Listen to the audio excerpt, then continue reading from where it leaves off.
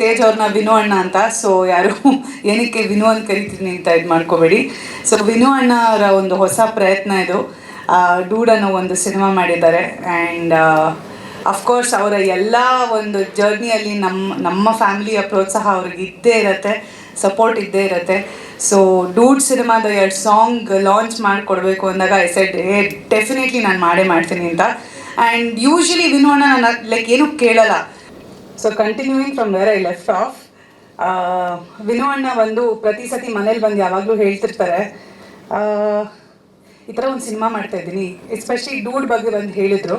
So ಈ ಥರ ಒಂದು ಸ್ಪೋರ್ಟ್ಸ್ ಬೇಸ್ಡ್ ಫಿಲಮ್ ಮಾಡ್ತಿದ್ದೀನಿ ಅಂದಿದ ತಕ್ಷಣ ನಾವೆಲ್ಲರೂ ಚಕ್ಡೆ ಇಂಡಿಯಾನ ಅಂದ್ವಿ. ಇಲ್ಲ ಆ ಥರ ಇರಲ್ಲ ಅಂದರು.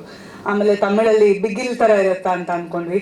ಇಲ್ಲ ಆ ಥರ ಇರಲ್ಲ ಅಂತ. So we are all very curious. So looks ನಮ್ಗೆ ಅನಿಸ್ಬೋದು ಆ ಥರ ಇರ್ಬೋದು, ಅದೇ ಸಿನಿಮಾದೇ ಬ್ಯಾಕ್ ಡ್ರಾಪ್ ಅಂತ.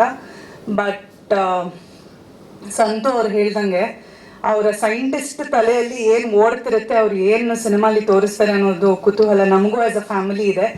ಆ್ಯಂಡ್ ಈ ಸಾಂಗ್ ನಾನು ಮುಂಚೆನೇ ನೋಡಿದ್ದೆ, ದ ಫಸ್ಟ್ ಒನ್, ಮೊದಲನೇ ಬಂದಿದ್ದು ರೊಮ್ಯಾಂಟಿಕ್ ಸಾಂಗ್ ನಾನು ನೋಡಿದ್ದೆ.